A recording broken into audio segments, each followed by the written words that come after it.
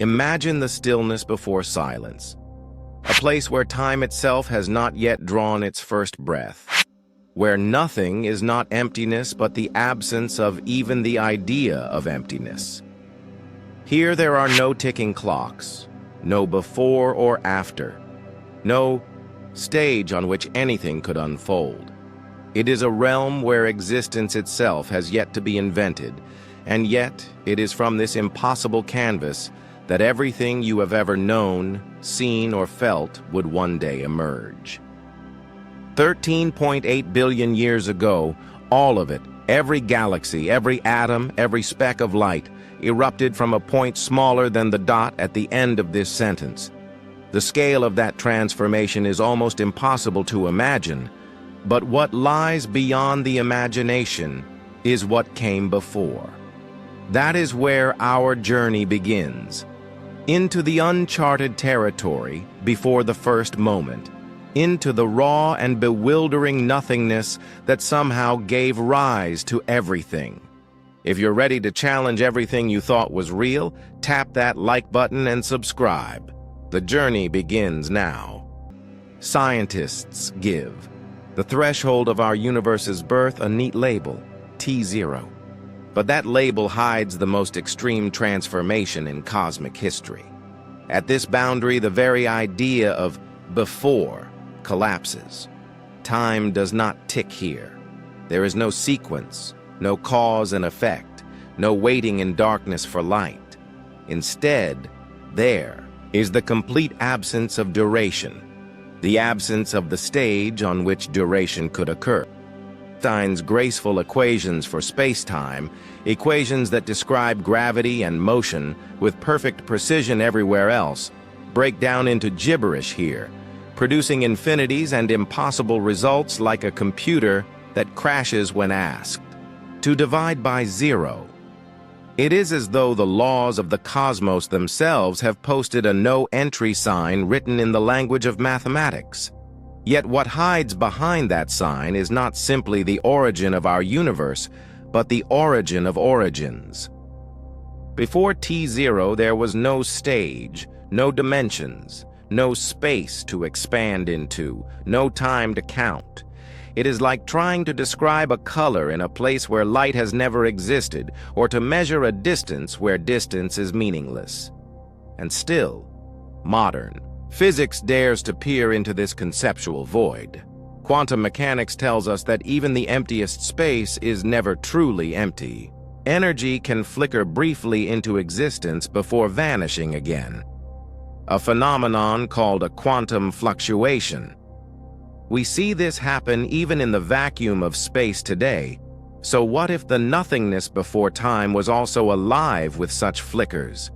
What if nothing was never truly nothing at all? One of the leading scientific ideas proposes that our entire universe began as one of these fluctuations. In this picture, a microscopic bubble of energy somehow formed in a state without space or time. And instead of disappearing in an instant, it ballooned outward in a phase known as cosmic inflation. In less than a trillionth of a trillionth of a trillionth of a second, it expanded faster than light itself, creating space as it went. Think of a soap bubble rising on perfectly still water. Except in this case, there was no water, no air, no surface, nothing at all. The bubble itself invented the medium it was expanding into. In doing so, it became the pond, the air above it, the world around it, and the entire fabric of everything that would ever be.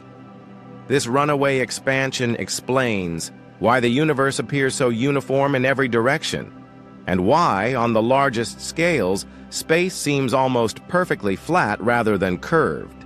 But it also raises a far more dizzying question. If a quantum fluctuation could give rise to one universe, why should it stop there? The mathematics suggest it would not. Instead, fluctuations could be constantly generating countless universes, each with its own laws of physics, an infinite cosmic froth we call the multiverse. If that is true, our universe is just one of an uncountable number of bubbles, each floating in an endless ocean of possibility. And yet, even within our own cosmic bubble, emptiness is not what it seems. Between the farthest galaxies, in regions so sparse you might find a single atom in an entire cubic meter, space is still alive with invisible activity.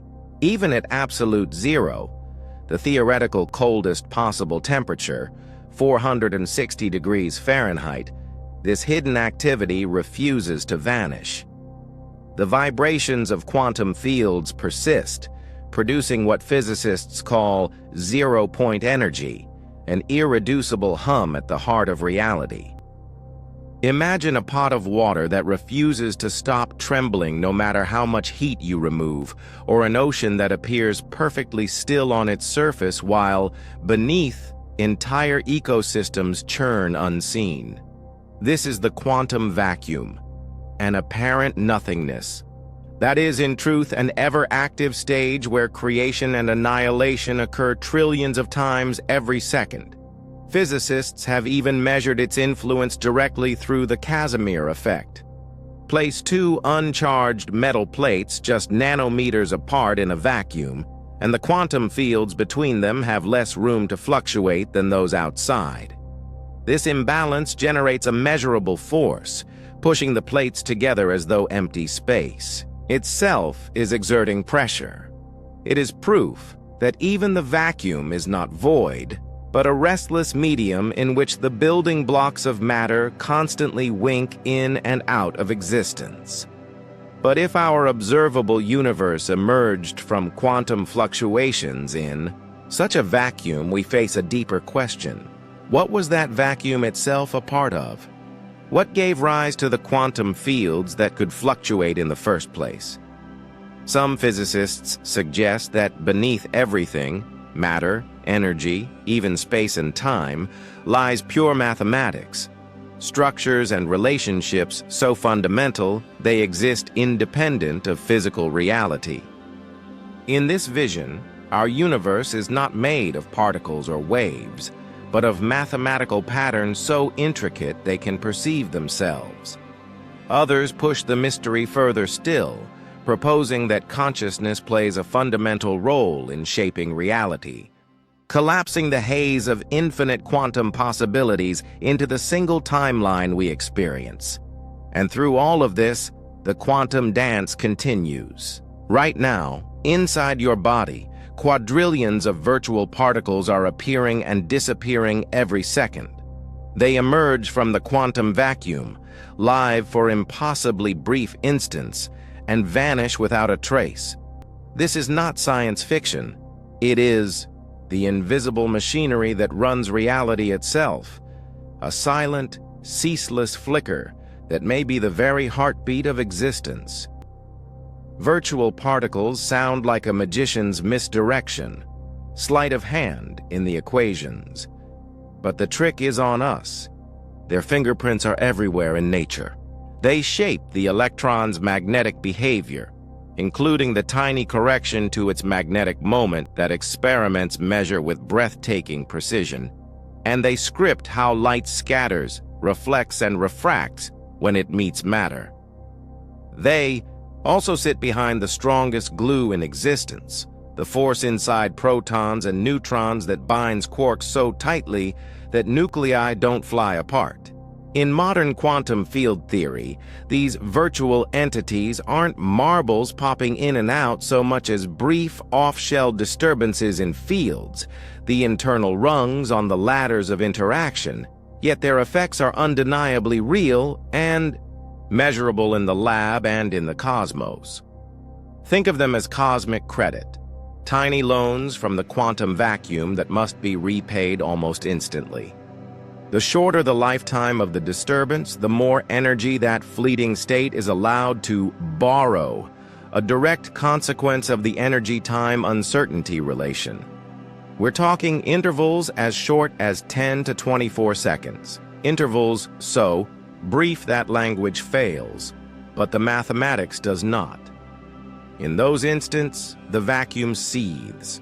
The field is never truly still. It is restless like a dark ocean at night that seems flat until lightning reveals a surface crawling with waves. This is the quantum vacuum, never empty, always humming with potential. Within that ceaseless churn, virtual messengers carry the forces that structure reality. Virtual photons transmit the electromagnetic push and pull between charges, setting the rules for how electrons orbit and how lasers cut steel. Virtual gluons lash quarks together so fiercely that free quarks are never seen, confining them inside protons and neutrons and giving ordinary matter most of its mass through the energy of that binding.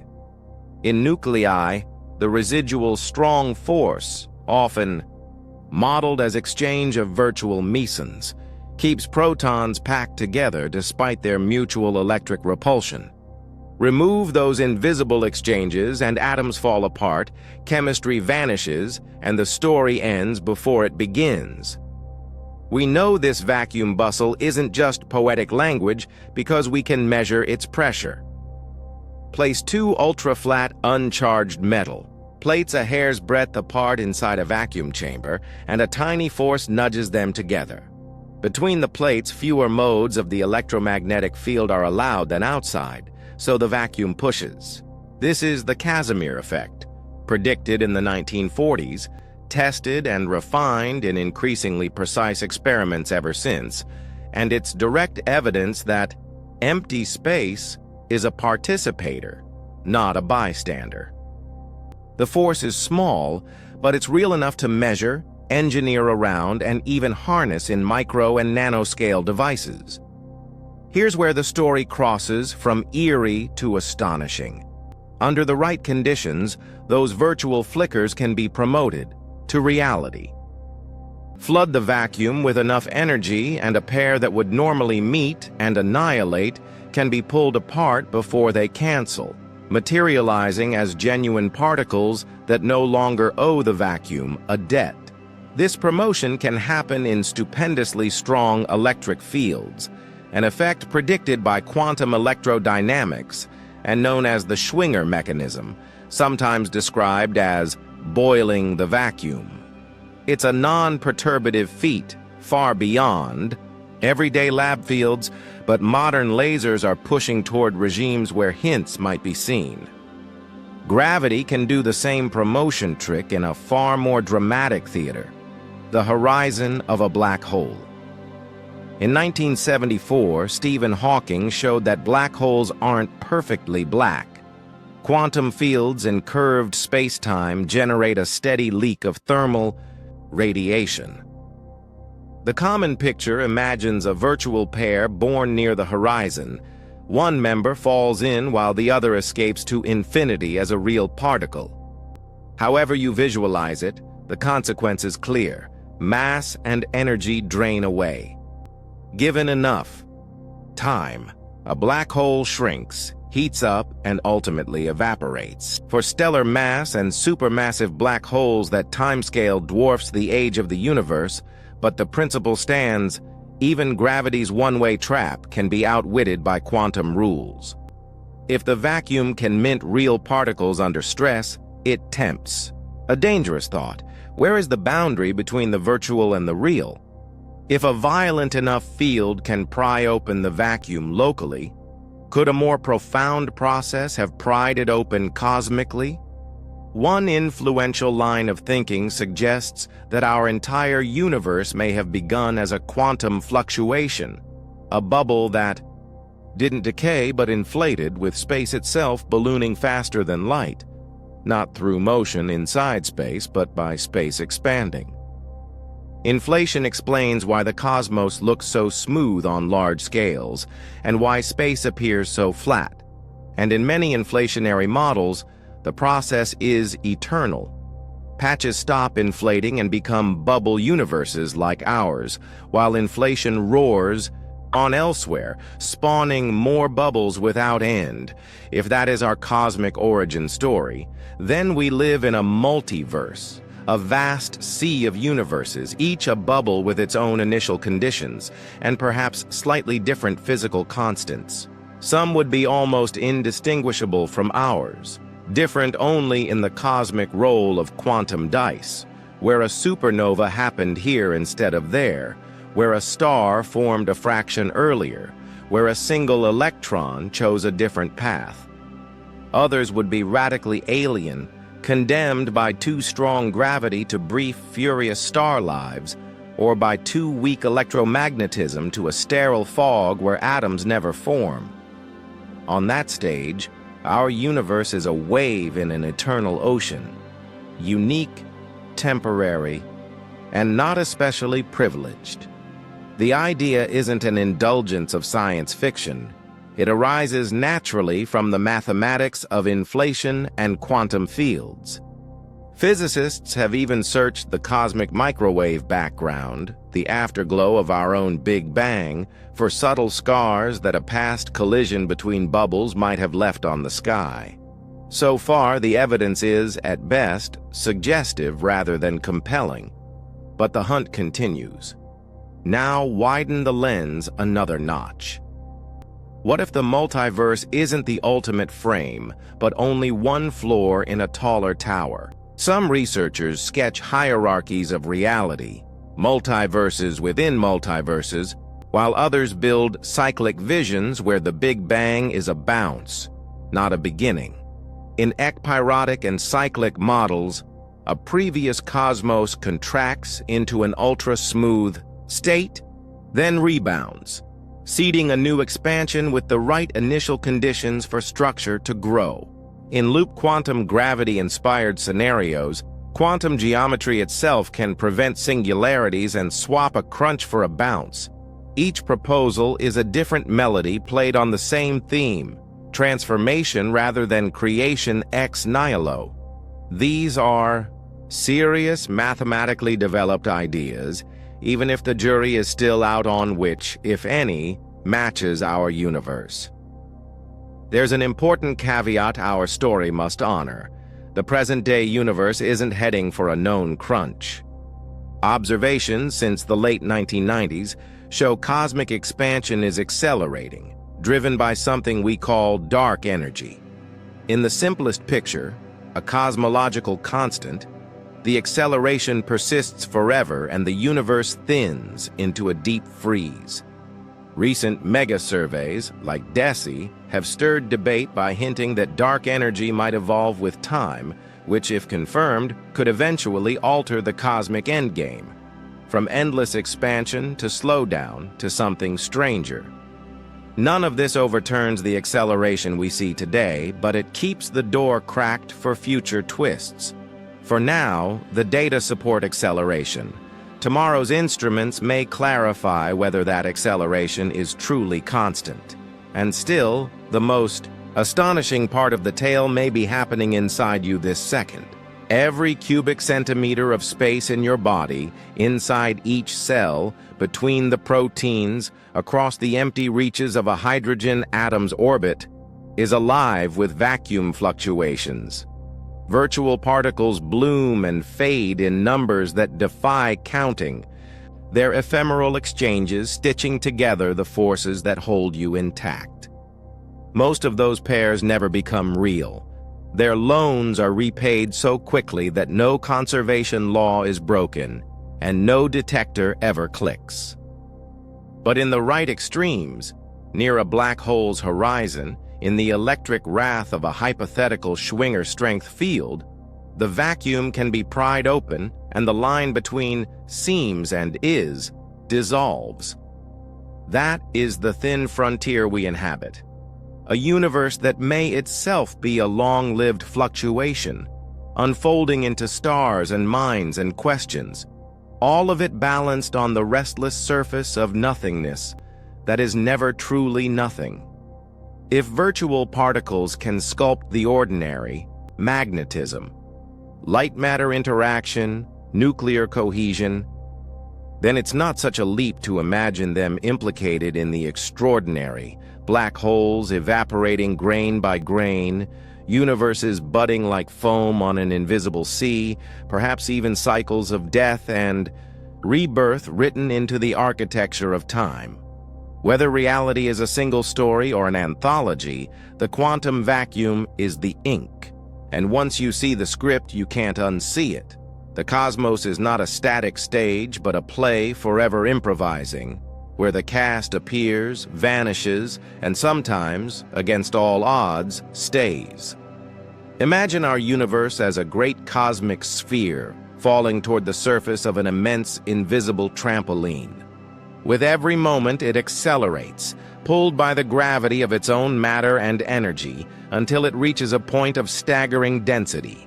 Then, as if some hidden elasticity deep within the fabric of reality awakens, the trampoline snaps back. Space-time rebounds, launching the universe outward in a fresh explosion of creation. From the inside, that rebound looks and feels like a Big Bang. But in truth, it's only the next beat in an eternal cosmic rhythm.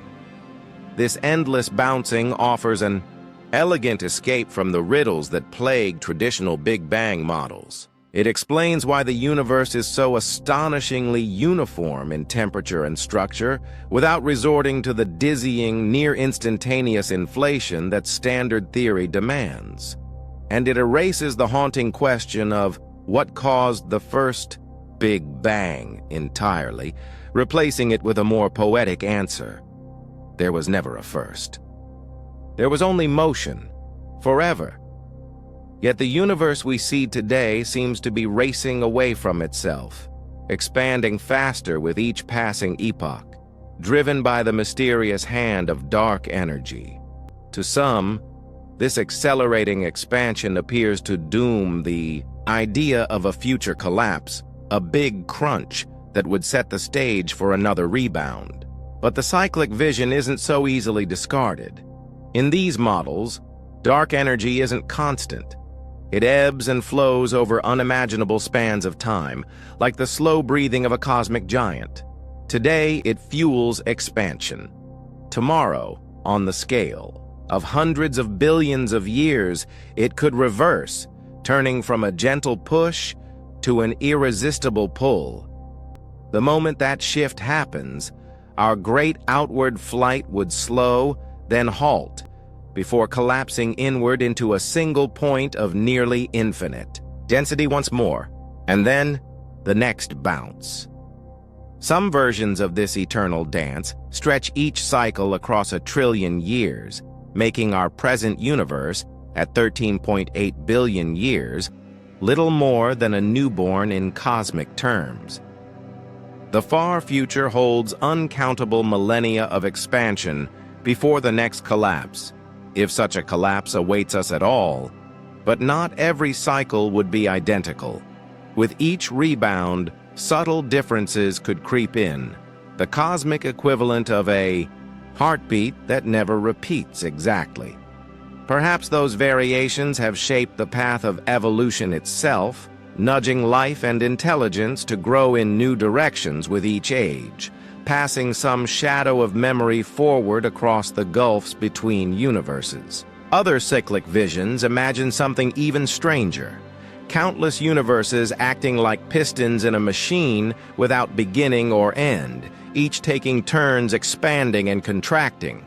While our cosmos unfurls its vastness, another somewhere else is collapsing toward its next fiery rebirth. But if the Big Bang was just the echo of a previous cycle, the mystery deepens. What began the cycling? Could even an eternal process have an origin? The answers may be hidden not in the farthest reaches of space, but in the hidden folds of dimensions we cannot see. According to string theory, the familiar 3 dimensions of space and 1 of time are only the exposed surface of a far richer reality. All around us at every point in space, 6, perhaps 7, other dimensions are curled in upon themselves so tightly that we could never touch them, never see them, even if we peered through the sharpest microscope humanity could ever build. It is as if reality is a garden hose seen from far away, appearing like a simple line, until you approach and discover the hidden curve wrapped around it. In this vision, the smallest pieces of reality are not particles, but loops of vibrating energy. Strings, so minuscule that if an atom were scaled up to the size of our solar system, a single string would still be smaller than a tree. On Earth, every vibration of these strings plays a different note in the cosmic symphony. The same fundamental string, vibrating one way, becomes an electron. Another vibration turns it into a photon. Still another creates the quarks that build the nuclei of atoms. And somewhere within these hidden dimensions, vast membranes, brains, drift like immense flexible sheets. Our entire universe could be one such brain, a three-dimensional film suspended in a higher dimensional space we can never leave. When two of these brains collide, the energy released is titanic beyond comprehension. From within our brain, the shock of that impact appears to us as the birth of space and time, a big bang without a true beginning. Such collisions may have happened before and may happen again, each one birthing a universe and setting it adrift. The brains themselves could float alongside countless others in this unseen higher dimensional realm, each one home to its own universe, its own laws of physics, perhaps even its own forms of life. Some could be so close to ours in this hidden expanse that they are only a millimeter away, yet forever unreachable because we are trapped inside the skin of our own reality. This brings us to one of the most mind-bending possibilities in modern cosmology, that new universes are not rare, but constant. As you've been reading these words, countless big bangs may have erupted somewhere in the boundless reaches beyond our perception.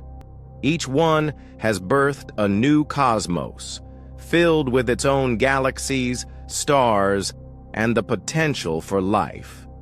This is the world of eternal inflation, a theory in which the process that caused our universe to grow so rapidly in its first instant never truly ends. Instead, it rolls onward forever, spawning new pocket universes the way boiling water throws up bubbles. In this analogy, the boiling water is the inflating field that saturates the multiverse, and each bubble is a universe, sealed off from the others by the expanding space between them. Our own Big Bang in this picture was simply the moment when inflation ended here within our bubble, and the slower expansion we now measure began. Beyond our cosmic horizon, inflation still rages on, endlessly forming new universes.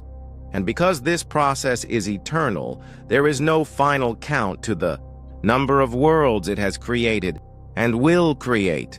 Some will be barren voids, others will blaze briefly before collapsing, and a few will find themselves balanced on the delicate knife edge that allows complexity, chemistry, and consciousness to emerge. The multiverse, if real, is not just vast, it is infinite. And in that infinity, the possibilities are limited only by the laws of mathematics themselves.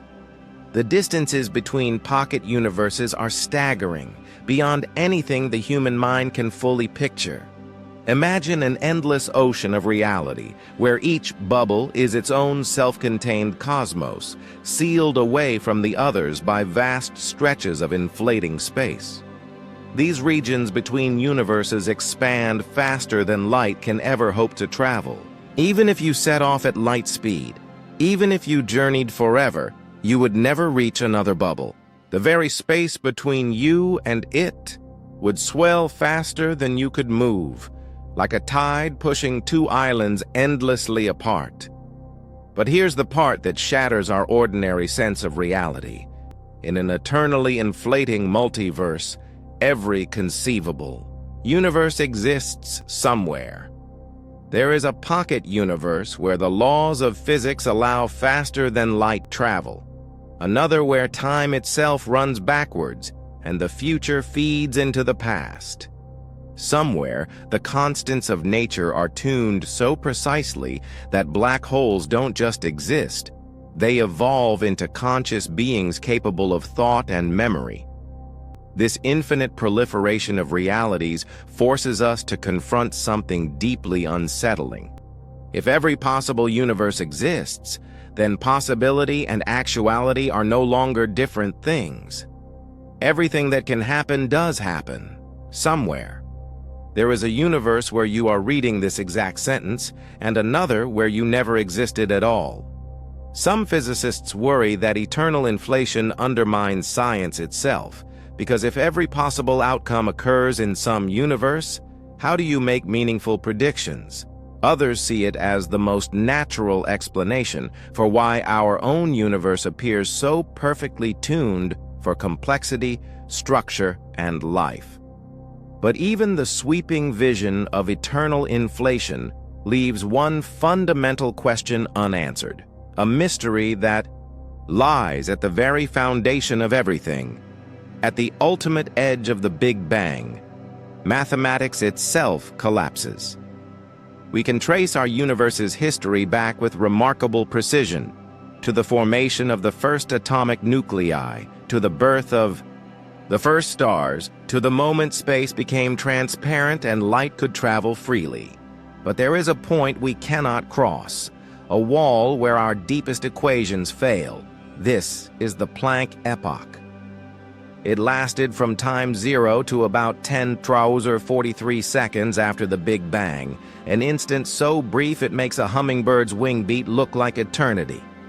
In that inconceivably small sliver of time, the universe was so hot, so dense, that quantum effects warped and dominated gravity itself. The smooth fabric of space-time that Einstein described was shredded into something grainy, jittery, and uncertain, a quantum foam of flickering, chaotic geometry. At these scales, familiar concepts break down.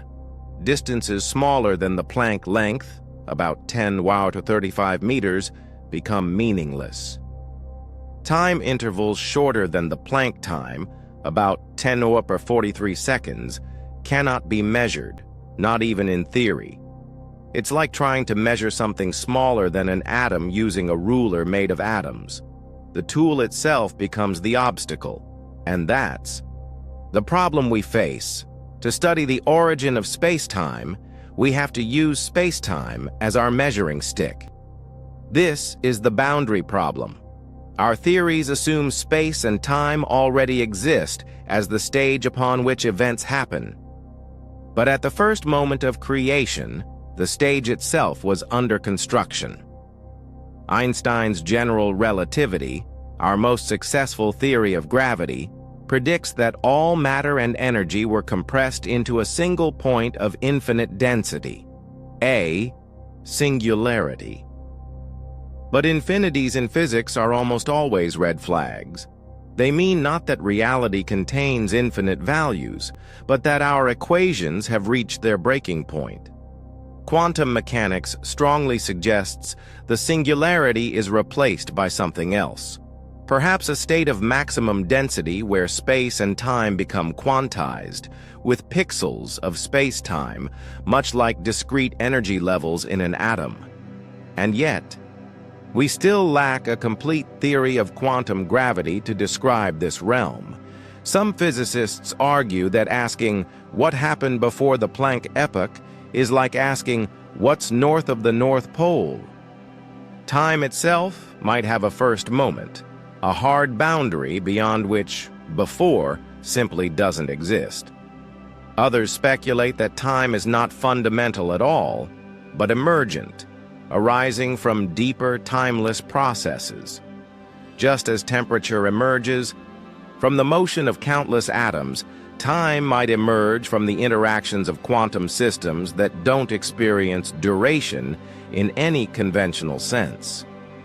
This line of thinking leads to one of the most profound questions in all of science: the connection between information and existence.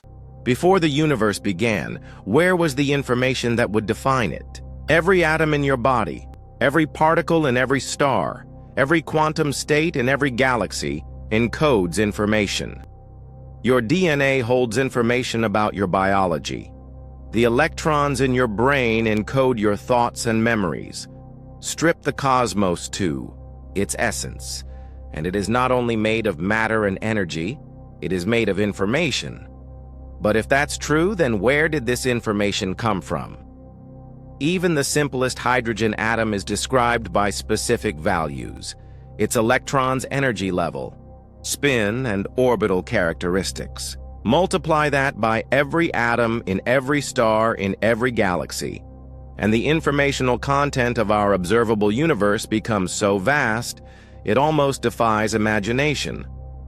Classical physics treats information as something that matter and energy carry, but quantum mechanics suggests something stranger. Information might be even more fundamental than the particles themselves. In quantum theory, the state information defines the particle. It's not the other way around. This presents a new paradox.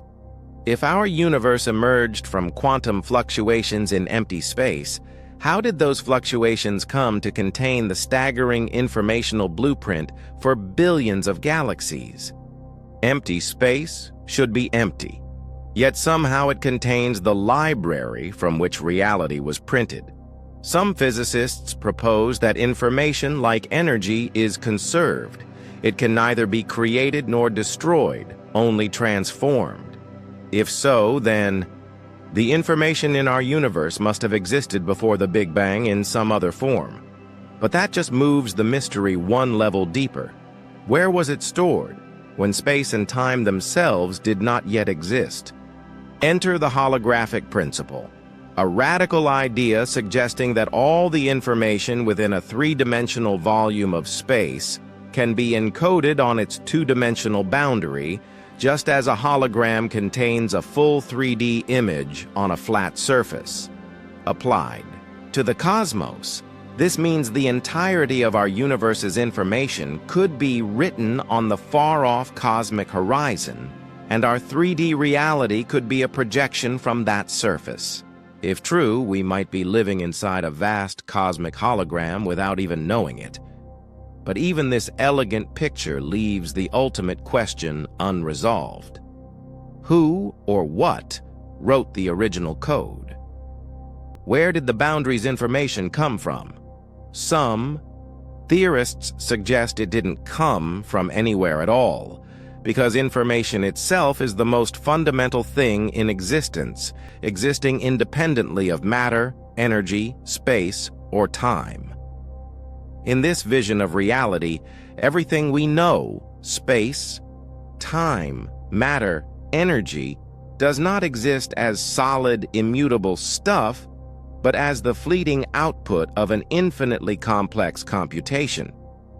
Imagine a vast cosmic processor running a program whose instructions are written in the language of pure information. The laws of physics are not carved into the bedrock of the universe. They are the bedrock, coded patterns in the ultimate operating system. If this is true, then asking where the information came from may be as misguided as asking why mathematics works. It is not something created, it is something that simply is. Reality, in this picture, is the unfolding of a timeless pattern, and our universe is merely one arrangement among infinite possible arrangements of that primordial information, chosen perhaps by processes we have yet to even imagine. But there is a twist, one that shakes the foundation of our most basic assumptions. This information-first view points toward an even stranger truth. Perhaps true nothingness is impossible. Consider for a moment what most people mean by absolute nothing. No particles, no radiation, no space, no time, no fields or forces, no potential for anything at all. A blank void so complete that even the possibility of existence is absent. In the human mind, it's easy to picture such a state.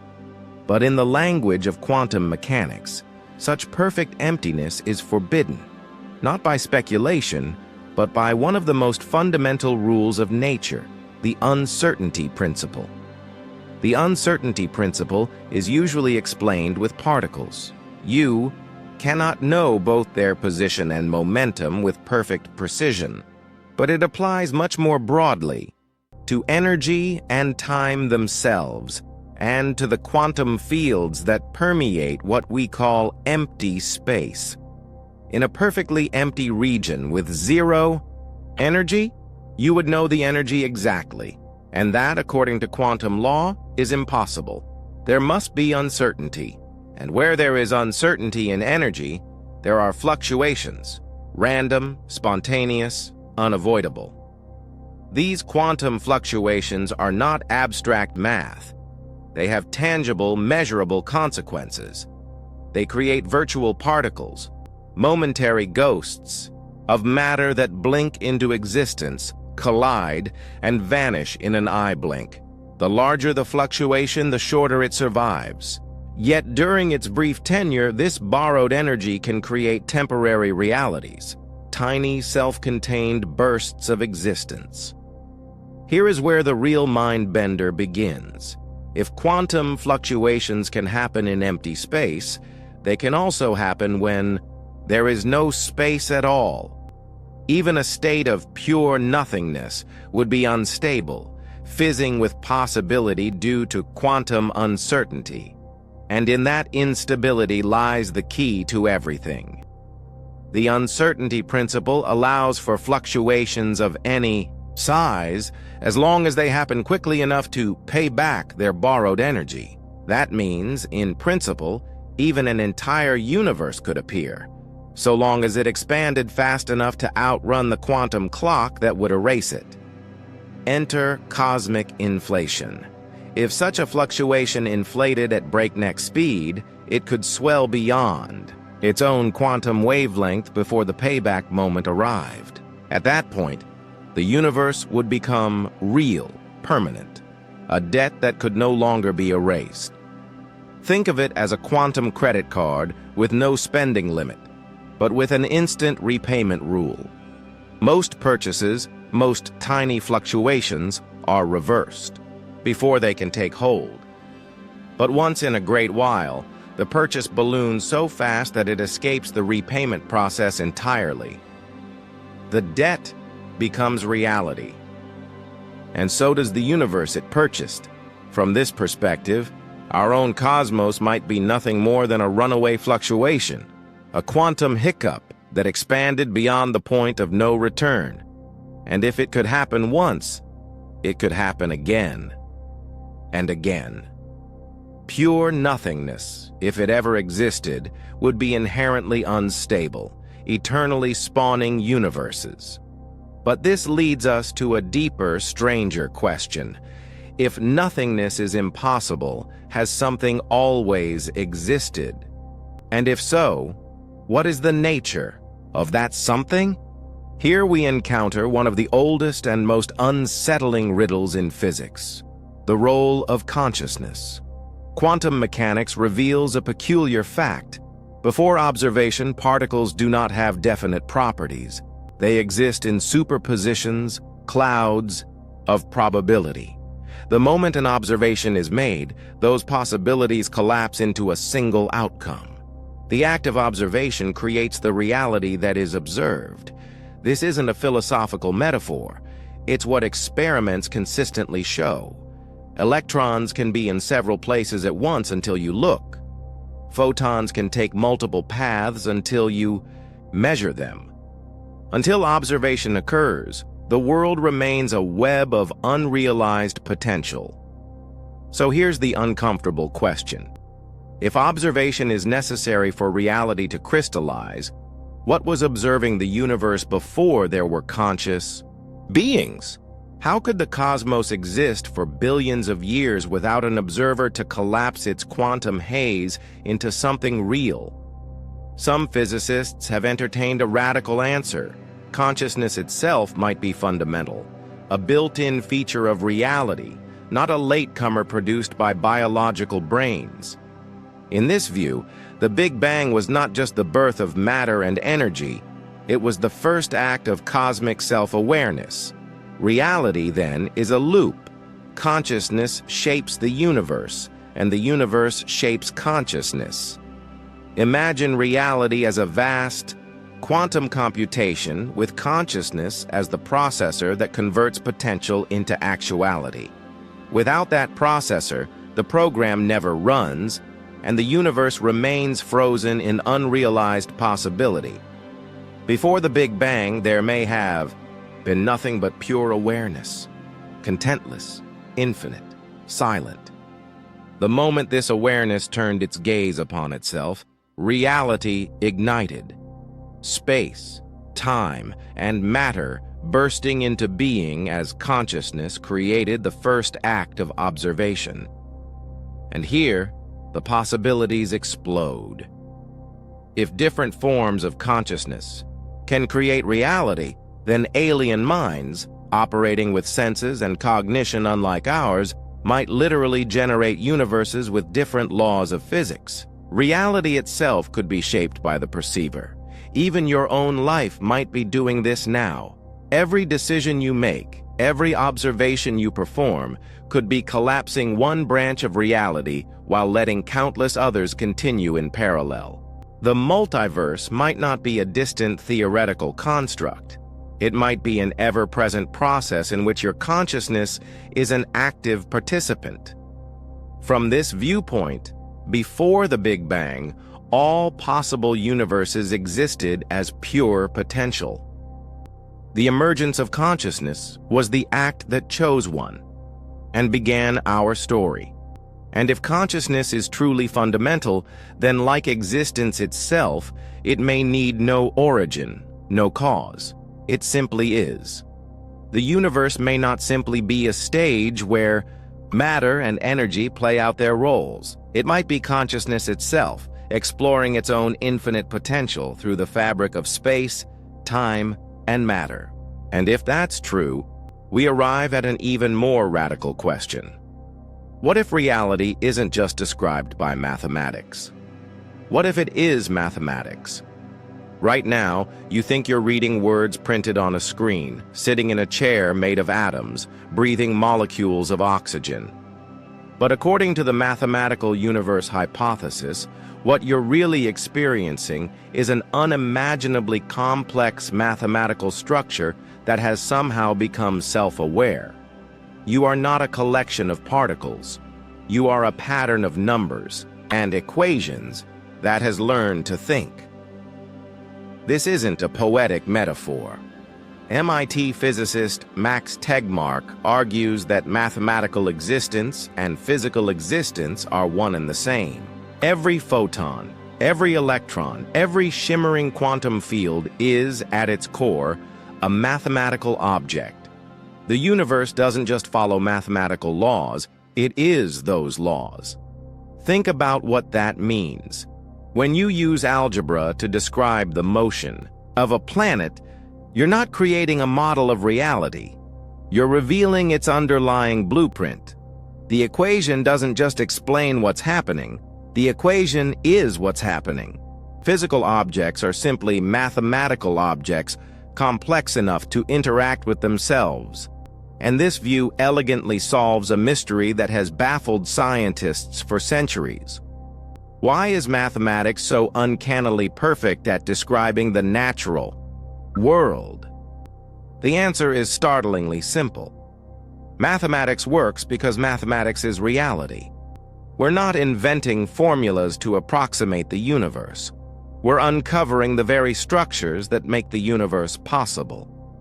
But here's where things take a mind-bending turn. If our universe is a mathematical structure, then so is every other possible mathematical structure.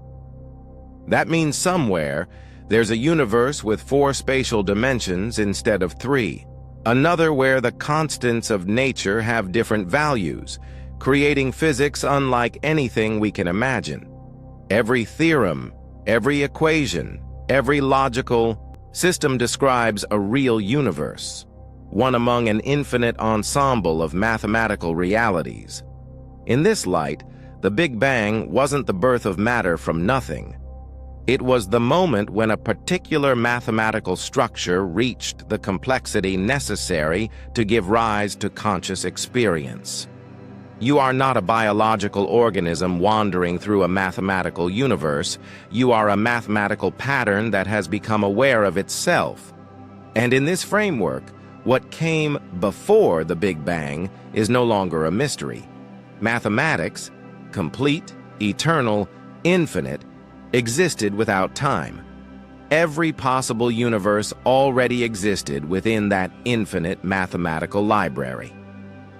The Big Bang was simply the page on which our particular story began, and time itself is just part of the structure we inhabit.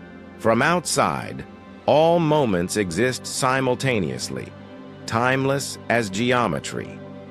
Consciousness, then, isn't separate from mathematics. It's what complex mathematics feels like from the inside. When equations become self-referential and intricate enough, they give rise to experience, to being. And that brings us face to face with another puzzle so bizarre it shook physics to its core: dark energy. In 1998, astronomers discovered something that shouldn't exist. The universe's expansion wasn't slowing down, it was accelerating. Some invisible force was pushing galaxies apart, and nobody knew what it was. They called it dark energy, and it makes up 70% of the cosmos. Dark energy doesn't behave like normal energy. As space expands, normal energy thins out, like perfume spreading in a room. Dark energy grows stronger. One explanation traces back to Einstein's cosmological constant, a term he added to his equations to keep the universe static, then famously called his greatest blunder when expansion was discovered. But in light of accelerating expansion, his blunder might have been prophetic. The cosmological constant represents the energy density of empty space itself. Even a perfect vacuum is bubbling with energy. This vacuum energy creates a repulsive force, stretching space apart. Imagine an invisible substance woven into the fabric of reality, urging the universe to grow. But here's the nightmare. When physicists calculate the expected vacuum energy, using quantum mechanics, the number is 120 times larger than what we actually observe.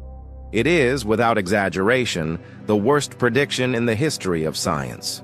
If that calculation were right, the universe would have torn itself apart before atoms could form, long before life could appear.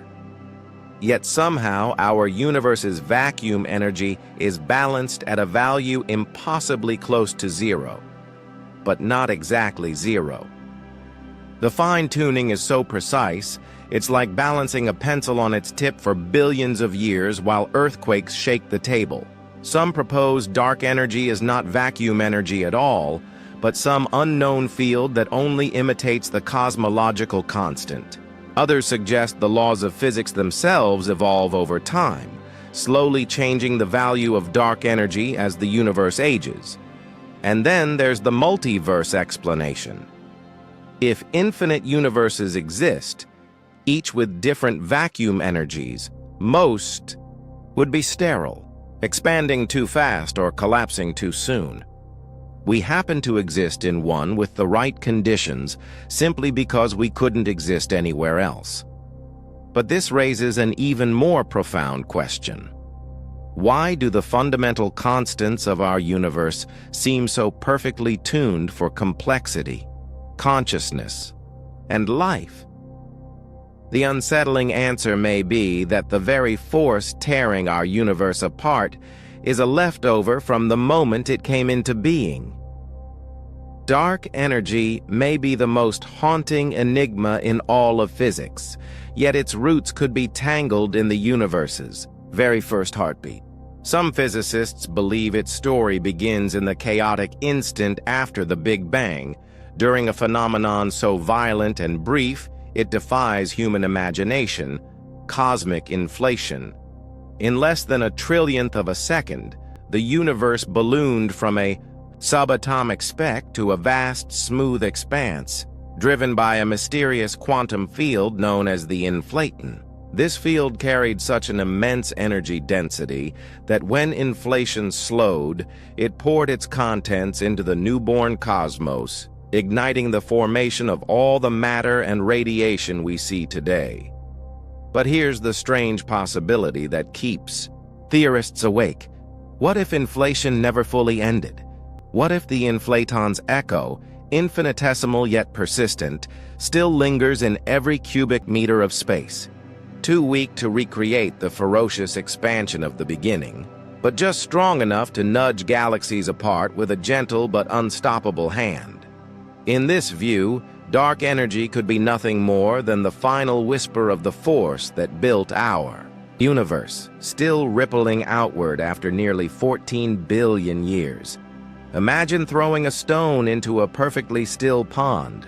Long after the splash has faded, tiny ripples continue their silent spread.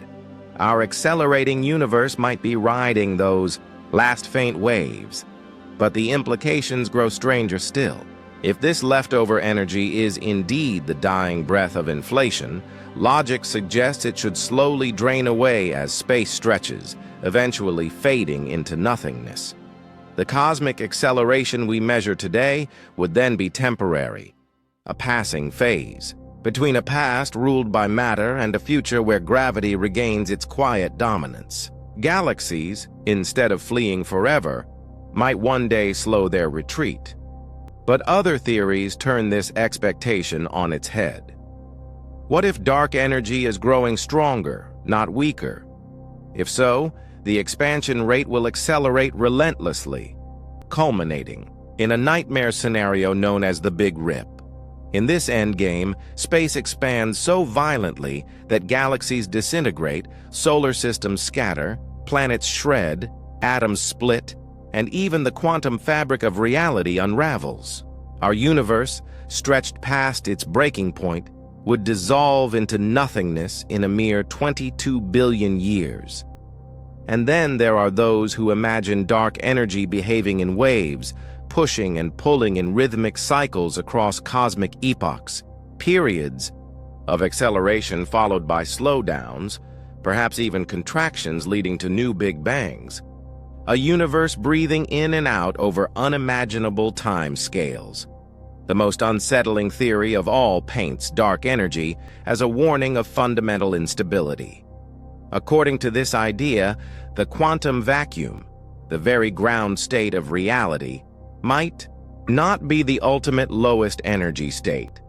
Instead, we could be living in a false vacuum, precariously perched above a deeper, truer level of existence.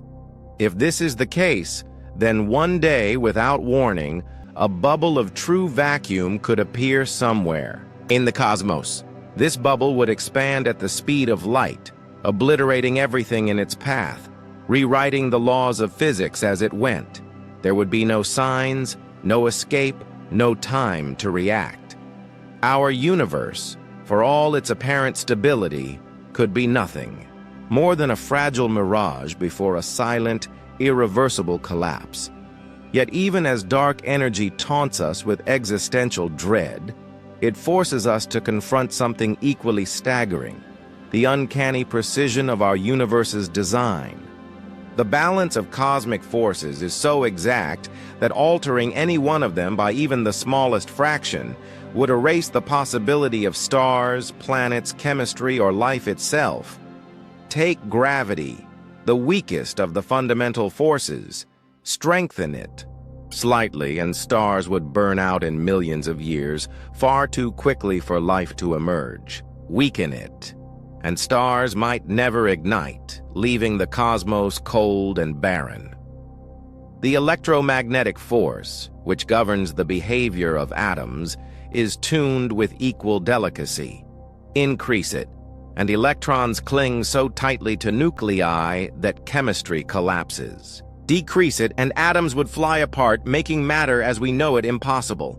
The strong nuclear force, binding protons and neutrons together, is even more exacting. Adjust it by just 5% in either direction, and either carbon or oxygen disappears from existence, erasing the biochemical foundation of life. And Towering above all these examples is the cosmological constant, the energy density of empty space itself.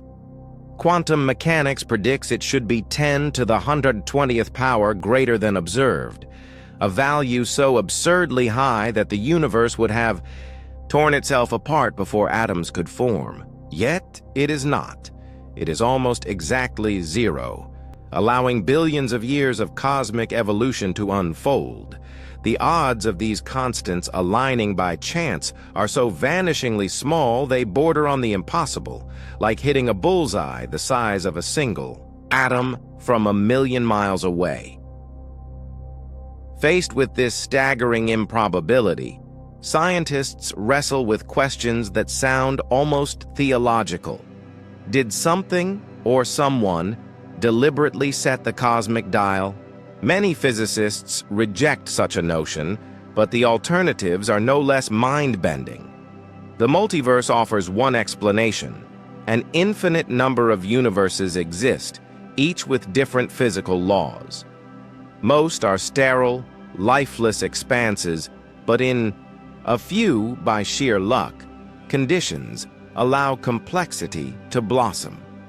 We happen to live in one of those rare universes because we could exist in no other. The anthropic principle sharpens this logic, suggesting that the universe's laws must be compatible with conscious observers because here we are, observing them. But a more radical fringe of thought whispers something deeper, that consciousness itself plays a hand in shaping the cosmos. In the strange realm of quantum mechanics, observation collapses probabilities into definite outcomes. If so, perhaps, the very act of awareness influences the selection of constants, nudging reality toward conditions that permit observers in the first place. In this view, consciousness and the physical universe are not separate entities, but intertwined forces, co-evolving in a cosmic feedback loop. And just when you think the picture cannot grow more surreal, some physicists propose that our universe is not as isolated as it seems. Somewhere beyond the veil of our observable sky, other universes might be brushing against ours at this very moment. According to eternal inflation theory, our cosmos is one bubble in a vast frothing ocean of universes. Most drift away from each other faster than light, forever out of reach. But sometimes, rarely, two bubbles form close enough that their edges meet. When universes collide, there is no shattering impact. Instead, their boundaries touch softly, like the meeting of ripples in water, exchanging faint signals through the quantum fields they share. The traces of such encounters might be etched across our cosmic microwave background, waiting for the right eyes or the right instruments to find them. Imagine two vast, invisible oceans of reality, our universe and another, drifting through the higher dimensional sea of the multiverse. These aren't mere clouds of gas or clusters of galaxies. They are colossal bubbles of space-time itself, each governed by its own physics. When their expanding boundaries approach one another, the interaction isn't like two billiard balls colliding, it's more like the interlacing of deep invisible energy fields. The contact zone between them is unimaginably large, stretching for billions of light years, yet it may be thinner than an atom when compared to the totality of each cosmos. At that boundary, the tension between the two universes' quantum fields releases colossal amounts of energy, not as an explosion, but as ripples, gravitational waves rolling through the very fabric of both realities and bursts of high-frequency radiation that seep into our cosmos. From our perspective, these events might leave their fingerprint on the oldest light we can see, the cosmic microwave background, CMB, that faint, nearly uniform glow filling every direction of the sky, the afterglow of the Big Bang itself. If such a collision occurred, its mark would not be random. It would appear as a perfectly circular imprint, a ring-like bruise in the CMB, a silent testimony to where another universe's presence once brushed against ours. These circles would not look like scars in the sky to the naked eye, but delicate patterns in the CMB's temperature map, slightly warmer or cooler than the surrounding regions. Detecting them requires extraordinary sensitivity, the kind of measurements only our most advanced satellites can provide. And indeed, a few research teams claim to have spotted these signatures, subtle anomalies that seem too regular to be mere noise. Yet other scientists warn caution. Random fluctuations, measurement errors, or even quirks in our instruments can mimic such patterns. It's possible that we've already captured the first physical evidence of a parallel universe brushing against our own. But we cannot yet prove it beyond doubt. If these collisions are real, they might not be rare cosmic accidents. Our expanding bubble of space-time could encounter multiple neighbors over billions of years, leaving not just one but several imprints scattered across our sky. Each would represent a fleeting, unimaginable event, two universes touching in the darkness beyond all galaxies, trading not matter but the most fundamental ripples of existence. Every such signature could be a postcard from another version of reality, preserved in the sky since the dawn of time. And here's where the possibilities turn even more staggering, because if these collisions happen, they may do more than just deform space and leave thermal patterns. They might transfer information. Quantum fields at the boundary could act like a bridge, allowing data to pass from one universe to another, a brief channel of interdimensional communication. In this scenario, the collision zone is not merely a scar, but a message board in the deep fabric of reality. Some physicists have taken this idea further, daring to suggest that if consciousness has a quantum component, then it too might leak across such a boundary. Imagine two universes not only brushing their physical structures together, but also touching their networks of awareness. For a fraction of an instant, consciousness itself, yours, mine, everyone's, might resonate with its counterpart in another universe. That could explain uncanny moments we sometimes dismiss, memories of events that never occurred, déjà vu that feels too sharp, or dreams so vivid they seem borrowed from another life entirely. In that fleeting contact, perhaps you are sensing the experiences of another you, a parallel self living a slightly different story in a nearby reality. If this mechanism exists, the implications for civilization are almost indescribable. An advanced society, aware of this phenomenon, could time its transmissions to coincide with an impending universe collision, embedding complex patterns into the shared quantum field. These patterns could appear to us as unusual fluctuations in the cosmic microwave background, not random noise, but encrypted interdimensional messages from beings who have mastered the art of multiverse communication. One day, with technology far beyond our current reach, we might decode such messages and even send replies.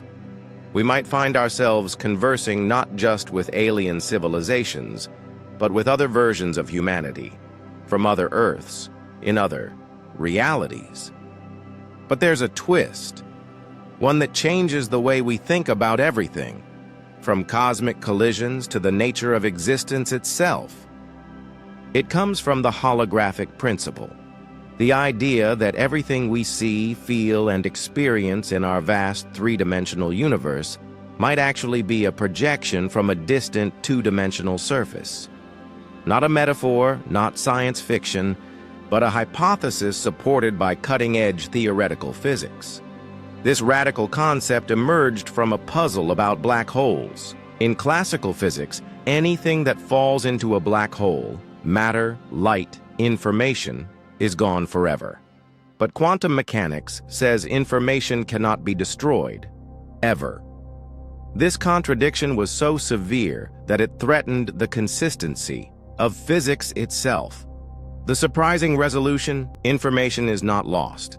Instead, it is stored, written as it were, on the black hole's two-dimensional surface, like data etched into an impossibly thin shell surrounding the abyss. From the outside, matter never truly vanishes across the event horizon.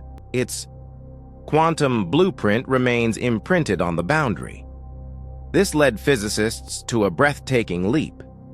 If all the information inside a black hole can be fully described by a two-dimensional surface, maybe the same applies to the entire universe. Perhaps everything in our cosmos, galaxies, stars, planets, life, is encoded on a vast cosmic horizon, a surface we can never directly reach. The depth of space, the feeling of three dimensions, could be an elaborate illusion generated by how that boundary information is processed and projected. Think of watching a high-definition movie. The screen is flat, but your mind interprets the patterns of light and shadow as depth, motion, and volume.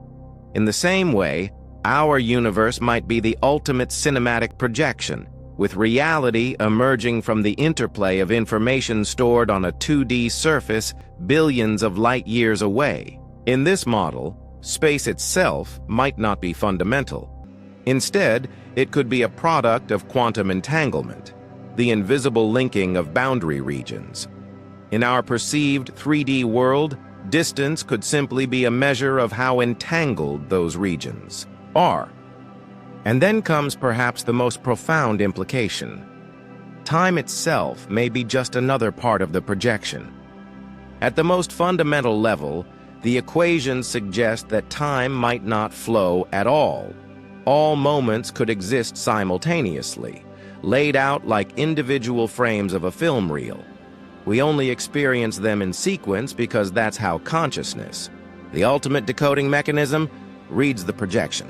Just as a movie is an illusion of motion created by still images, the passage of time might be an illusion created by our awareness scanning the static structure of reality. In this view, consciousness is not a passenger in the holographic projection. It is an active participant in creating it. We might all be facets of one vast, interconnected processing system, experiencing itself through billions of eyes, billions of perspectives, across billions of apparent years. The boundary between you and the universe might not be a boundary at all. The past, present, and future may not be separate moments flowing one after the other, but parts of a single, unchanging whole, what physicists call the block universe. In this picture, your birth, your death, and every moment in between exist together, like pages in a completed book. You do not move through time any more than your finger moves the story forward when you flip through the pages. Quantum mechanics takes this further. At the smallest scales, the sequence of events itself is undefined until something or someone observes it. A particle can exist in a strange state where past and future possibilities coexist. This superposition only collapses into a definite history once observation occurs. In that sense, the universe at the quantum level is not a clockwork mechanism, ticking along, but a timeless ocean of possibilities, where what we call now is just one selected arrangement of an underlying infinite set. Some researchers think time itself emerges from quantum entanglement, the mysterious link between particles that share information instantaneously. As systems across the universe become entangled, correlations grow more complex. This growth creates what we perceive as the arrow of time. The past is simply the direction where entanglement is lower. The future is where it is greater. The present is the moving, ever-changing frontier between them. If time truly emerges from timelessness, the question of what came before the Big Bang dissolves. In a timeless realm, there is no before. All possible moments exist together. in a vast ensemble. The Big Bang wouldn't be the start of time, but the start of temporal experience, the moment when quantum entanglement became complex enough to give rise to the sensation of flowing from moment to moment. Before that, reality may have existed as a superposition of all possibilities, without sequence or duration. Here, consciousness becomes central. Your perception of time may be nothing more than the brain's way of stitching together memory of what has happened with predictions of what might happen next. It is not a dimension you travel through. It is a construct your mind creates by processing and integrating information. Different forms of intelligence could experience time entirely differently. An advanced AI with faster processing could live an entire subjective lifetime in what feels like seconds to us. An alien civilization might even have learned to stretch or compress its subjective timeline, experiencing centuries in a heartbeat or lingering in a single instant for what we would measure as millennia. If time is not fundamental, then before the Big Bang is not a valid question at all. But this raises a deeper mystery. Why does the universe seem tailored for us to exist at all? The anthropic principle begins with a deceptively simple truth. We exist. Therefore, the universe must allow beings like us to exist. This is obvious on the surface, but the implications are staggering.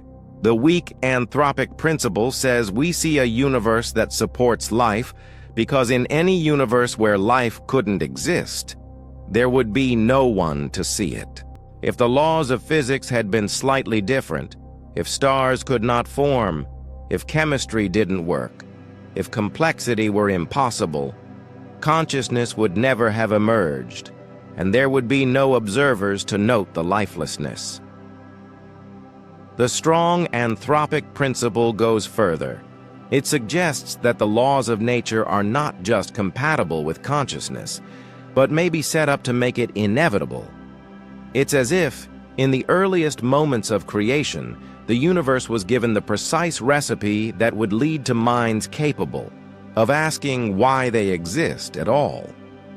This idea forces a strange question. Did the universe somehow know conscious beings would appear billions of years later? Or do conscious beings themselves play a role in shaping the conditions of their universe? Some interpretations of quantum mechanics hint at this. Observation may not merely reveal reality. It may help choose which reality exists from countless possible versions. If that is true, then consciousness might act like a cosmic filter, selecting, even retroactively, the version of the universe where life can arise. This is sometimes called the participatory anthropic principle, the notion that the act of observation is woven into the very process of the universe existing. In this view, reality is not something separate from consciousness. It is a joint creation between quantum potential and the minds that perceive it. Critics say this is philosophy disguised as physics, because it's nearly impossible to test. But its supporters argue that if we lived in a multiverse, anthropic reasoning would still predict certain things. For example, that we'd find ourselves in a universe with constants sitting just at the edge of what makes complexity possible. And so far, that's exactly what we see. Still, whether consciousness is an accident or a cosmic necessity remains one of the most profound open questions. And the answer could determine whether intelligent life is a fluke in the universe or its inevitable outcome. And yet, even if consciousness has shaped the universe itself may not last forever. The calm, stable vacuum around you, the empty space between particles, might be an illusion. It could be a false vacuum, a precarious state that only looks permanent. Imagine a ball resting on a hilltop. To the casual eye, it seems still, but the slightest nudge will send it rolling to a more stable resting place at the bottom. Our universe might be in a similar position, balanced in a high-energy state that could, at any moment, collapse into a lower one. The clue comes from the Higgs field, the invisible field that gives particles their mass. Current measurements hint that it could be metastable, stable for now but not forever. If it decays, it would trigger a chain reaction. A bubble of true vacuum would expand at nearly the speed of light, obliterating everything and rewriting the laws of physics as it passed. There would be no warning, no escape, and no survivors. When vacuum decay begins, it spawns an expanding bubble where the very laws of physics are rewritten. Inside this alien domain, particles could possess entirely different masses, fundamental. Forces might take on strange new strengths, and the atoms that form matter as we know it might be impossible to create. The bubble's edge moves at precisely the speed of light, leaving no warning, no chance for escape. One moment, life continues as usual. The next, everything is erased in an instant as the bubble wall sweeps through. The most unsettling part? This may not be a distant possibility. Somewhere in the vast expanse of the cosmos, such a bubble could already be racing toward us, launched from a distant galaxy ages ago. If so, it is invisible to us until the very moment it arrives. The universe could already be doomed, with annihilation surging toward us at 186,000 miles per second. While the odds of spontaneous vacuum decay are vanishingly small under ordinary conditions, it's not impossible.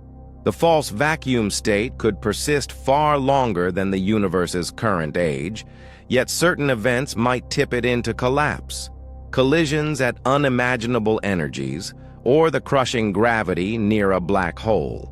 Some theorists have speculated that our own particle accelerators could, in principle, set off such a chain reaction, though others counter that nature has already conducted countless higher energy experiments via cosmic ray impacts. If it were that easy to trigger, the disaster would have occurred long before humans existed. And yet, if vacuum decay is real, the question becomes, could anyone survive it? Advanced civilizations might attempt to encode themselves into exotic forms of matter resilient to the new laws within the true vacuum.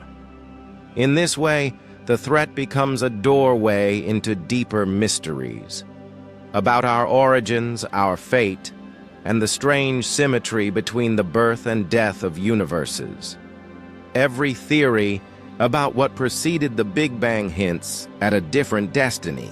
If our universe emerged from eternal inflation, perhaps it will return to it. If we are part of a grand cosmic cycle, we may collapse and be reborn. But if we live in a false vacuum, our ending might come as a sudden, all-consuming transformation. The path forward depends heavily on the nature of dark energy, the invisible force accelerating the cosmos's expansion. If dark energy remains constant, the universe drifts toward heat death, a cold, dark eternity where all stars fade, black holes evaporate, and only stray particles wander an endless void. If dark energy grows stronger over time, the end becomes the Big Rip, where expansion tears apart galaxies, stars, planets, atoms, and finally, space-time itself, an event that could occur roughly 22 billion years from now. If dark energy reverses, gravity wins, and the Big Crunch brings all matter back together in a single catastrophic implosion, perhaps triggering another Big Bang. But these classical scenarios may miss a deeper factor: the role of consciousness itself. If consciousness truly influences quantum events, then the ultimate fate of reality might depend on whether conscious observers continue to exist. In that case, advanced beings in the far future might decide whether the universe collapses into pure quantum possibility or continues as a realm of definite realities. They could find ways to preserve awareness indefinitely, transcending cosmic expansion, heat death, or even vacuum decay itself.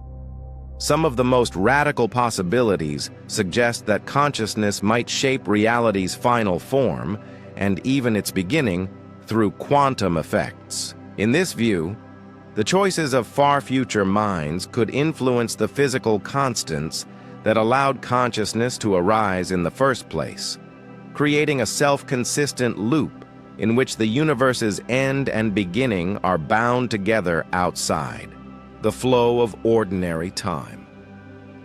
Asking what came before the Big Bang might be no different from asking what consciousness will choose to become at the end of time. That leads to a staggering implication. Every event, every thought, every fleeting moment may be recorded forever in the very structure of reality. Right now, the details of your surroundings, the thoughts you're having, the quantum interactions keeping your body alive, all may be etched into the fabric of space-time itself. Information, according to the principle of conservation, can never be truly destroyed. It only changes form. When you burn a book, the text doesn't vanish. It disperses, encoded in the drifting ash, the heated air, and the light released from the flames. In principle, if every particle's position and momentum were known, the book could be perfectly reconstructed. The same is true for black holes. Once thought to destroy all information, they now appear to store it on their event horizons, slowly releasing it back into the universe as they evaporate through Hawking radiation. This leads to a profound conclusion. The universe itself may be an eternal library, with nothing ever truly erased, only transformed. Every event the cosmos has ever hosted, from the first jittery tremors of quantum energy after the Big Bang to the faintest flicker of thought in the mind of a civilization billions of years from now, may not be gone when it passes. Instead, it could be preserved forever, embedded in the invisible scaffolding of the universe's quantum information structure. Imagine the cosmos as an infinite library, each book a perfect record of something that has happened, is happening, or could happen. Every whisper of wind, every star's collapse, every life's final heartbeat. All of it stored in shelves you can never walk through, pages you can never turn, unless you possess a technology so advanced it borders on magic. If this principle, information conservation, is truly absolute, then nothing is ever truly lost. The moment before our universe existed, the strange pre-Big Bang state, did not vanish in the chaos of creation. It did not dissolve into nothingness. It simply transformed. Its entire informational pattern woven into the starting conditions of space-time itself. That means the echoes of before are still here, hidden in the cosmic afterglow we call the microwave background, buried in the tiny irregularities that seeded galaxies. Some of these fluctuations could be more than random noise. They could be encoded whispers from a reality older than our own, waiting for someone to notice. In some far-off future, civilizations might rise with tools capable of reading these cosmic archives. Technology so sensitive it could reconstruct a perfect record of what came before the birth of our universe. They might discover that our cosmos emerged not from nothing, but from the death and rebirth of a predecessor universe, one that ran its full course before collapsing into raw information. And if all information is preserved, then perhaps even consciousness, your thoughts, memories, the very essence of your mind, is etched somewhere in that eternal ledger. If your awareness is nothing more, and nothing less, than a pattern of information, then some aspect of it may survive forever in the quantum underpinnings of reality. Theoretically, a sufficiently advanced intelligence could pull those patterns from the universal archive and reassemble you, not just a clone, but you as you remember being, restored to awareness long after your physical form has crumbled to dust. This raises questions so staggering they border on the mystical. Is the mind a temporary flicker in the darkness, or a permanent entry in the universe's deepest records? And here is where quantum mechanics walks into the picture, not just as a branch of physics, but as a mirror to our deepest questions about reality itself. At its heart lies one of science's strangest truths. Particles do not occupy a single fixed state until they are observed. Before you look, before you measure, an electron can spin in every direction at once. This isn't a trick of our ignorance. It's the way reality actually behaves. Only when something observes it does it choose a definite state. But how does that choice happen? And what exactly is it about observation, especially conscious observation, that forces the universe to decide? The Copenhagen interpretation tells us to accept the collapse of possibilities as a given, like the speed of light or gravity, but it offers no reason why the act of observation should hold such power. The many worlds interpretation sidesteps the collapse entirely, suggesting that all possible outcomes happen in parallel universes, with consciousness simply experiencing one of the branching paths. Yet this explanation raises its own mystery. Why this path? Why this particular thread? In the tapestry of infinite possibilities, some physicists and philosophers take the leap that others won't. Perhaps consciousness is not a passive witness, but an active participant in reality's unfolding. In this view, awareness is fundamental. It doesn't just watch the movie of the universe. It helps write the script. Before there were observers, before even the first spark of primitive awareness evolved, the early universe might have existed in a vast, undisturbed superposition, all possible histories coexisting at once. The arrival of consciousness would mark a turning point, collapsing this ocean of probabilities into a single, actualized timeline. If so, then the first minds to open their eyes didn't just witness reality, they selected it. And the most advanced consciousnesses of the far future might go further still, learning to make quantum measurements that ripple backward through time, altering the path of history itself. Imagine a being so advanced it could reach into the primal uncertainty of the cosmos and decide what the universe's first moments would be, retroactively setting the stage for its own existence. This isn't just a thought experiment, it's the heartbeat of the quantum measurement problem, the century-old puzzle that refuses to die. The observer effect in quantum physics may not be about disturbing a system, but about birthing one specific version of reality out of all possible versions. When you observe, you are not uncovering a pre-existing fact. You are helping decide what that fact will be. The famous double-slit experiment makes this chillingly clear. Fire electrons through two slits without observing, and they behave like waves, creating an interference pattern as if they traveled through both slits simultaneously. But the moment you measure which slit an electron passes through, the interference vanishes. The electron behaves like a particle, choosing one path, and it's as if your act of looking reached backward in time to rewrite its history. If this is true, then consciousness does not merely float along on the current of the cosmos. It dips its hands into the stream and changes its flow. Every moment of attention, every act of observation, may be an act of creation. The version of the universe you live in might be the one you have, quite literally, chosen to experience out of an unfathomable infinity of possibilities. Every instant, of conscious awareness might be far more significant than we imagine.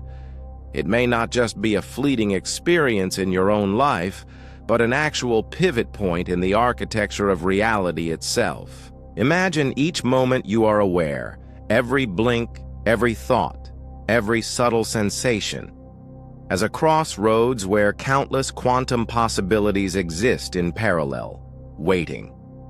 At that exact instant, one of those countless possibilities becomes the reality you experience. This is not a vague philosophical metaphor, but an extension of how quantum physics operates on the smallest scales. Until measured or observed, particles exist in a superposition of all possible states. Now stretch that principle to its most extreme. What if the universe itself exists in a similar state, not fixed and determined, but shimmering with endless potential until consciousness locks one version into place?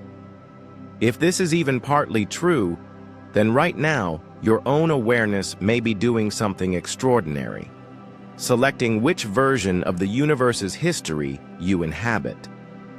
You aren't merely living inside a pre-written story. You may be actively choosing which cosmic narrative becomes real. That could explain why the cosmos seems so impossibly fine-tuned for life and mind. Perhaps it isn't that the physical constants were improbably set in the early universe to make consciousness possible. Instead, consciousness may be retroactively weaving its own conditions into existence. In this sense, the anthropic principle, the observation that the universe appears perfectly arranged for observers like us, transforms from a passive statement into an active creative process. Think of the staggering implications. If every conscious observer plays a role in shaping reality, then the universe we see is the product of a collective act of measurement spanning all of space and all of time. Every conscious being who has ever lived, from the first spark of awareness in a prehistoric creature to the farthest-reaching civilization in the distant future, might be part of a vast, unspoken collaboration that is collapsing possibility into actuality. The history of the cosmos, in this view, is not something that happened out there independently. It is something that has been, and continues to be, chosen into being. In such a framework, the question of what came before the Big Bang gains a strange and radical answer. Perhaps, before the emergence of consciousness, there was no actualized history at all, only a boundless realm of pure quantum potential, timeless and unformed. The first flickers of awareness in the universe would not only have emerged from this possibility field, but might also have sent ripples backward in time, solidifying a sequence of events that appears from our perspective to have always been there. Reality, in other words, could be retroactively assembled, the past taking shape only once minds capable of perceiving it come into existence. Now imagine this process continuing, not just in our present moment, but into futures so far away that human language can barely touch them. In millions or billions of years, advanced civilizations might possess technologies to measure quantum phenomena on a cosmic scale, essentially deciding not just the fates of particles, but the fates of entire universes. They could act as architects of reality, choosing which possibilities to manifest and which to let fade into the quantum background. If consciousness truly creates reality through observation, then the ultimate mystery about our cosmic origins is also the ultimate mystery about ourselves. What conscious process, if any, selected this particular universe from the infinite possibilities before the Big Bang? The answer may force us to reconsider whether consciousness is a byproduct of physical laws, or the very source from which those laws arise. And yet this journey doesn't end with the origin of everything. It also pushes us to think about the end of everything. and whether even the end is truly an end. Imagine the distant future, trillions upon trillions of years from now, when the last star has burned out, when black holes have evaporated into thin radiation, when galaxies are nothing but memory. The universe will have expanded so far that particles will drift light years apart, too distant to interact. To most physicists, this is the ultimate stillness, the heat death of the cosmos, a state of maximum entropy where nothing of interest remains. But is that really the end? Even in that seemingly lifeless expanse, the quantum vacuum remains, a restless, ever-bubbling field humming with zero-point energy, constantly spawning and annihilating virtual particles. This is not the barren emptiness most imagine when they think of nothing. It is an information-rich medium, subtle and dynamic, with the potential to give birth to entirely new universes through rare quantum fluctuations or tunneling events. Here's where the truly mind-bending speculation begins. What if this nothingness can evolve? As the cosmos drifts toward heat death, the quantum vacuum might undergo subtle phase transitions, altering its deep structure. Over unimaginable timescales, different types of nothingness could emerge, each with different capabilities for spawning new universes. In a strange way, evolution could operate not only on life, but on emptiness itself. If certain random fluctuations manage to produce long-lived complex universes where consciousness eventually arises, then perhaps the vacuum is somehow biased to generate similar conditions again.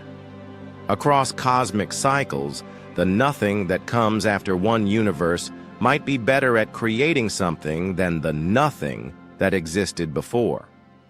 This process could continue indefinitely, producing generations of ever more sophisticated voids, each more capable of giving rise to complex, conscious reality.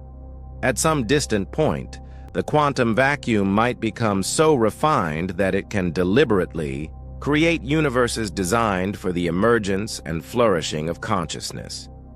In such a far-flung future, advanced beings, perhaps the descendants of consciousness from our own universe, might learn to program the vacuum itself, encoding instructions that guide the birth of entirely new cosmic realities. Consciousness, instead of fading with the death of our universe, could merge with the quantum vacuum, becoming a permanent self-aware feature of the underlying nothingness. This possibility takes us into truly uncharted territory, conscious nothingness. Emptiness that knows itself, aware of its own capacity to create, and able to choose which possibilities to bring into existence. If such a thing is possible, then the Big Bang that gave rise to our universe might not have been an accident at all, but the deliberate act of a conscious void that evolved in an earlier cosmic cycle. Our reality, in this light, could be the outcome of an intentional design carried out by an intelligence beyond space and time, one that had learned to craft a universe precisely tuned for the birth and growth of awareness. This forms a cosmic circle where the deepest future meets the most ancient past, where the final generation of consciousness in one universe becomes the architect of the next. The answer to what came before the Big Bang might not be something we can discover by looking deeper into space, but something that can only be realized by conscious beings who survive to the end of time, who then turn around and create the beginning again. And so perhaps the most profound truth is that there was never a sharp line between nothing and something, between before and after, between cosmos and mind. They are all expressions of a single eternal creative process, a loop without a first step and without a final ending. We began this journey asking the impossible question: what existed before the Big Bang? Along the way, we have wandered through quantum foam seething with hidden energy, across infinite multiverses, through the strange possibility that reality itself might be a projection, and into the dizzying thought that consciousness might be the ultimate force shaping existence. What we have found is stranger than any fiction, yet rooted in our most serious scientific theories. Quantum mechanics reveals energy in the void. Cosmic inflation suggests universes emerge endlessly. String theory hints at hidden dimensions. The holographic principle shows reality may be fundamentally two-dimensional, with our 3D experience arising from deeper informational processes. And perhaps the most unsettling realization of all is that the question itself, what came before the Big Bang, might dissolve entirely once we grasp the true nature of time and causation. Asking it could be like asking, what is north of the North Pole? A question that vanishes not because the answer is forbidden, but because the answer requires an entirely new way of thinking about reality itself. By pushing against the very limits of what can be known, we have caught fleeting glimpses of a truth so profound it defies the boundaries of language, a truth that ties the human mind to the structure of the cosmos, linking possibility with actuality, something with nothing. We've begun to sense that consciousness may not be a mere accident of evolution, but an intrinsic thread woven into the fabric of reality itself.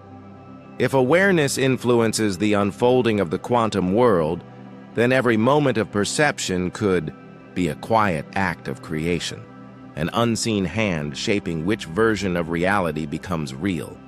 And if the multiverse is not just theory but truth, then every choice you make, no matter how small, could send ripples into infinite realms where countless other versions of you walk different paths, speak different words, and live different lives. In this light, the question of what existed before the Big Bang becomes more than an academic puzzle. It becomes a mirror held up to our own nature. These possibilities bring humility, for they remind us that we stand at the shoreline of an ocean of unknowns.